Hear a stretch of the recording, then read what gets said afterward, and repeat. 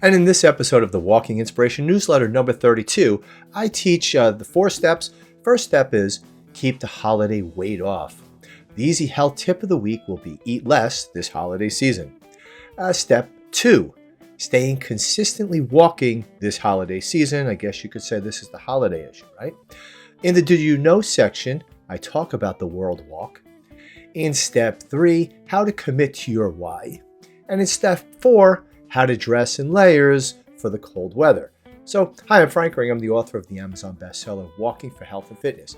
Now, I've found that walking is the easiest way for me to get in shape and stay in shape. And I'd like you to join me on this newsletter, and let's win this week together. Win, Walking Inspiration Newsletter. Okay, quote, "Success is a sum of small efforts, repeated day in and day out." That's by Robert Collier. And step 1, keep the holiday weight off. Heading into the holiday season, aim to fit in 2 to 3 short walks each day. It's probably the simplest way to use walking to stay in shape. Now, if you walk for 15 minutes in the morning, 15 at lunchtime, and 15 again in the evening, a person that weighs 170 pounds will burn approximately 200 calories. Now, here are the key reasons why walking is effective for weight loss. But number 1, it burns calories consistently.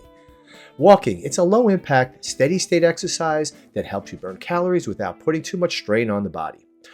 Regular walking at a moderate pace can contribute to consistently caloric deficit, which is essential for weight loss. The second thing it does is it boosts your metabolism. Walking can enhance your metabolic rate, especially when done regularly. So if you put in those 3 times a day, that's about as regular as you can get, right?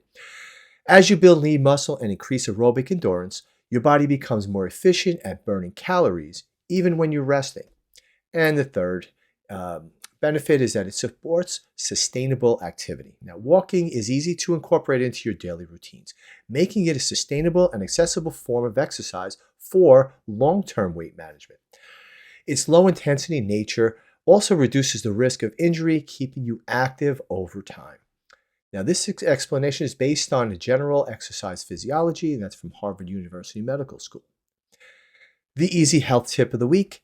Now, here are some tips to help you eat less this holiday season. Number 1, eat breakfast. Skipping breakfast can lead to overeating later in the day. Number 2, eat slowly. Put your fork down between bites and aim to make your meals last at least 20 minutes, right? Take your time on that. Number 3, stay hydrated.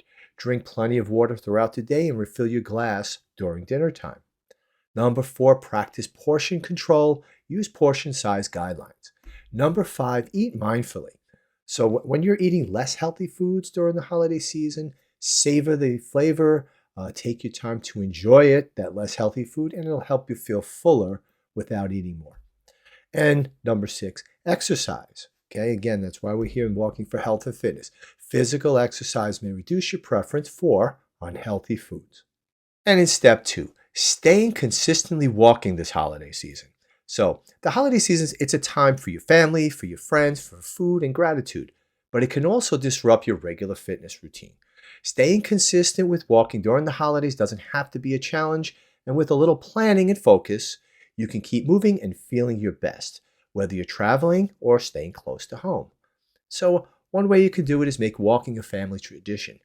Suggest a pre or post-meal walk with your loved ones. It's an easy way to bond while staying active. Number 2, plan ahead if you're traveling. Research local parks, walking trails, or safe routes near your destination to maintain your walking routine. Number 3, sneak in some short walks, okay? Break up your day with the 10 to 15 minute walks, whether it's around your house, the neighborhood, or while running errands. Now, this is what I prescribed in step 1. And walk indoors if needed. Whether travel or weather prevents you from going outside, walk in a shopping mall, an airport, or even around your home. Now, when you're doing your holiday shopping or food shopping, try parking further away from the store entrance and make an extra loop or two around the store to get in more steps. Now, I'll leave a link in the description for my blog post that I did. It's on my website. It's called Mall Walking. Very, very simple. Holidays are about celebrating, and it doesn't mean your walking routine has to take a back seat. By staying flexible and making walking a part of your holiday plans, you can enjoy the festivities while keeping your fitness goals on track. Consistency is key, and every step counts towards your health and wellness journey. In the Did You Know section of the Walking Inspiration newsletter, Tom Tursich of Haddonfield Township, New Jersey, walked over 28,000 miles over a 7-year period across 6 continents. He is listed as the 10th man to walk around the world. You could read his story in The World Walk. It's available through Amazon.com. Now, I enjoyed this book so much as I followed Tom and Savannah, his dog, on this trek around the world. His description of the journey, the countries he highlighted, and his hardships and high points were fascinating. Now, as an awesome bonus, after reading the book, I went through Tom's Instagram page and could see firsthand through his photographs places referenced in the book. So I love this quote from the book. This is when Tom had finished the World Walk. His family and friends greeted him in his hometown. He was greeted like a hero. And his quote is this: "Among them once more, I spotted the thread that stitched together my life. It was only because I was loved and loved deeply that I was strong enough to live with myself and withstand the ever-battering winds of change. Without a lifetime of love, I could never have set out on my own." Okay, that's an excerpt from The World Walk by Tom Tursich, and I'll leave a link to the book below and a link to Tom's website, as he is now a motivational speaker, and his homepage, if you want to check it out, has a 5-minute video clip of him on stage giving a presentation. Just that little clip I found to be very inspiring, so check that out. Now, step 3 of the newsletter: how to commit to your why. Okay, now, staying active starts with understanding your why. Is it better health? Is it more energy? Is it quality time with family? Now, to commit to your why, write it down, set a goal, and remind yourself daily. Accountability begins with clarity, and that accountability and knowing your why is what gets you off the couch and out the door on those days where you just don't feel like doing it. Okay, having that bigger picture in mind. Now, in the comments below, share with me your why. Right? What gets you off the couch and out the door? Let's inspire each other to stay on track. So if you know my story, I began walking after a serious back injury. I had a herniated disc, put me out of work for 4 months. This was back in the spring of 2016. By the fall of 16, I was finally pain-free after 3 epidurals, and I turned to walking to get back in shape, actually with the idea of running again, because that's how I originally got hurt. But I found that I liked walking so much that it wasn't sore or it wasn't painful after completing my walks every day.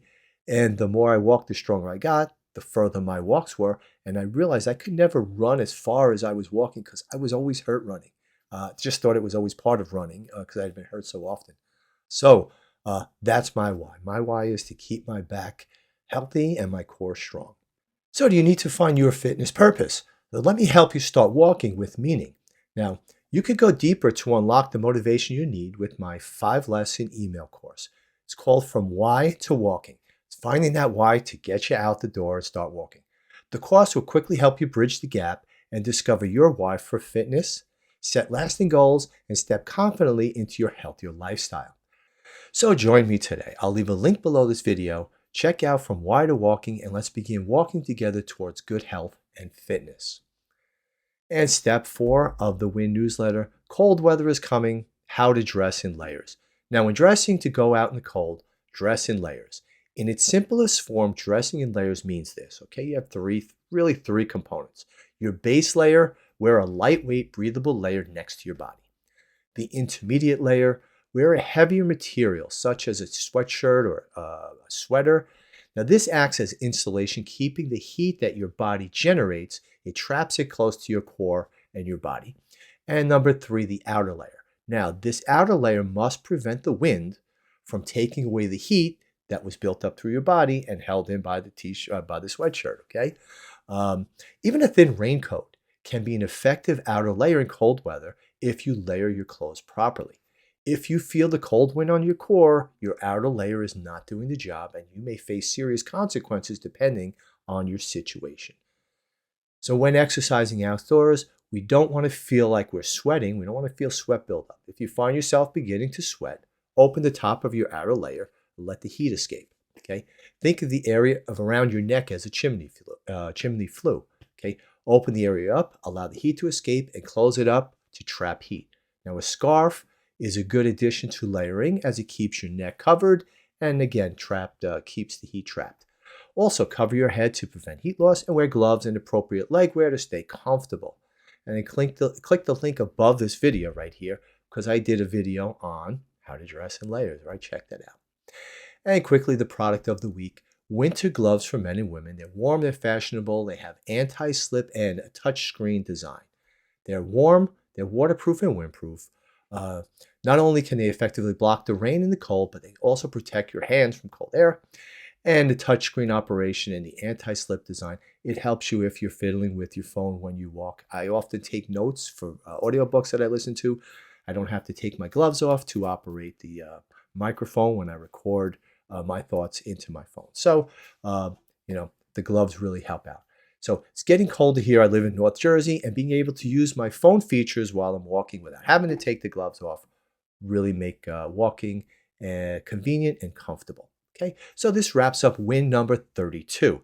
I release the Walking Inspiration newsletter every Monday morning, and each issue has 4 steps of information, a Did You Know section, and a healthy tip of the week. So you can sign up below. Also, check out the Win playlist. I'll leave it above for more upcoming videos, and it'll be on my YouTube channel. So subscribe to that. I appreciate it. This is Frank from Walking for Health and Fitness. Walk on. Hi, it's Frank again from Walking for Health and Fitness, and please check out the other videos I have playing all around me. Check out my playlist, subscribe to my channel. I've got a lot of fitness information there, so check it all out. Walk on. Thank you.